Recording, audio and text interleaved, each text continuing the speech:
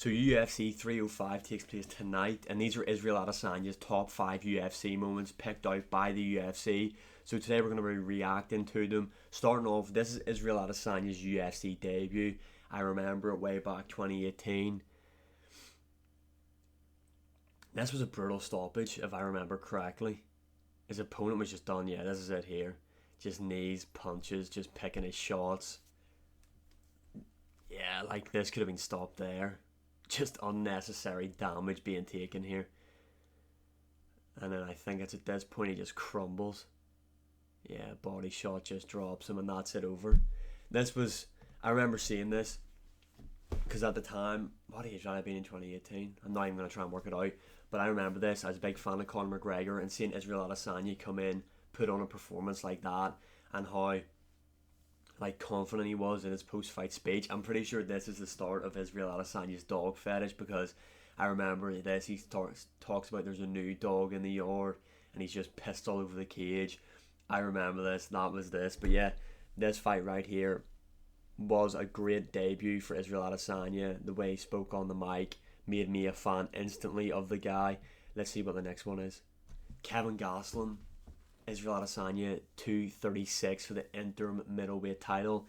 This actual card was great because this is the one you had Max Holloway, Dustin Poirier 2 on. So you had two back-to-back fight of the year contenders. Now this fight is crazy to think about because, let's just play the clip.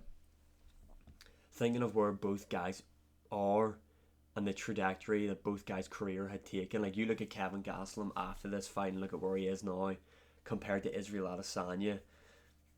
And like, Kevin Gastelum nearly beat Israel Adesanya. You give Israel Adesanya one of the toughest fights of his career. This was just a dog fight. This was a great fight. I'm going to have to go back and rewatch this fight. Yeah, the amount of damage both guys had taken in there. Kevin Gastelum done a good job toughing it out. Him and Adesanya. Adesanya's lip. Yeah, that was a great fight. Kevin Gastelum thought he'd done enough. Israel Adesanya gets the hand raised. This was the start of it. This was the start of Israel Adesanya's rise. I thought they had the old UFC belts then. Holy shit.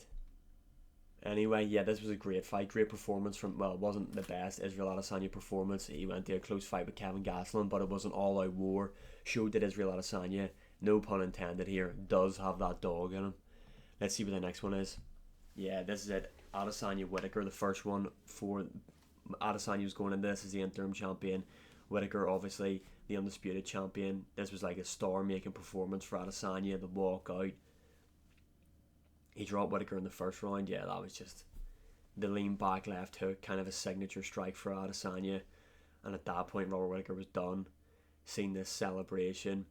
This was it. This was the start of Israel Adesanya becoming a mega star for the UFC. Beating Robert Whittaker, who at the time was on a great win streak, coming off wins over Yoel Romero. Wars against him, actually. And Adesanya just picked him apart. Dropped him in the first, finished him in the second. And this was the start of Israel Adesanya's historic first title reign. A lot of people might not agree with that, but this guy did go on a pretty historic first title reign as UFC middleweight champion. The second title reign, I mean, there's not much to go off. The guy won the belt, lost it right away. Next clip, we've got Paulo Costa. I remember this. This was on a Fight Island card.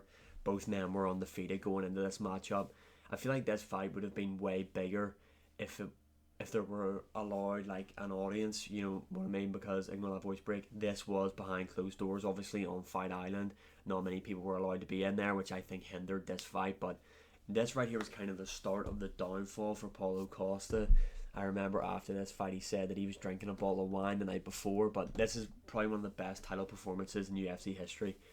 Israel Adesanya just dominated him, butchering him with leg kicks, caught him with a weird left hook, dropped him, and just followed it up with some brutal ground and pound, and done that at the end of it. That's disrespectful, but look at that left hook. It's weird because it kind of just like grazes Paulo Costa, and we've seen some of the shots Paulo Costa was able to eat in the Yoel Romero fight, so it was weird to see him get dropped off something like that. But Israel Adesanya was clinical when he followed him up to the mat, finished him off with ground and pound. This was the fight where Israel Adesanya came in with a Sai tit though.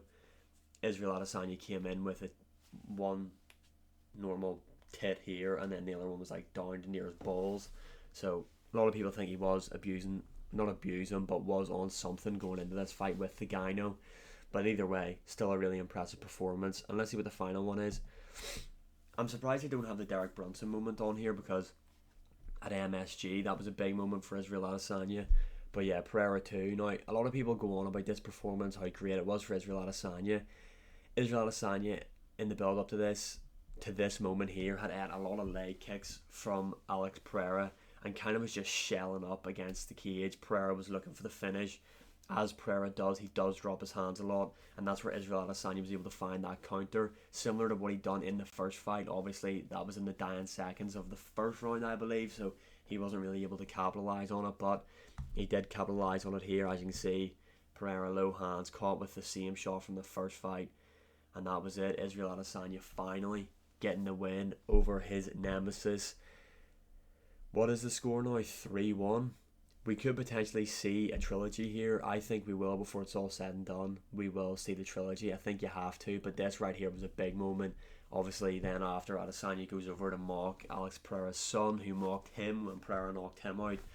But yeah, Israel Adesanya, honestly, is really underrated now in my opinion. He is arguably the best middleweight of all time. He's top 10 all time. One of the best strikers we've ever seen in the UFC. Tonight is going to be a great fight. I'm really looking forward to it. My final prediction is still Dricus by decision, but let me know your predictions in the comments below. And as always, like, share, subscribe, comment, all that good stuff, and I'll see you again in the next one.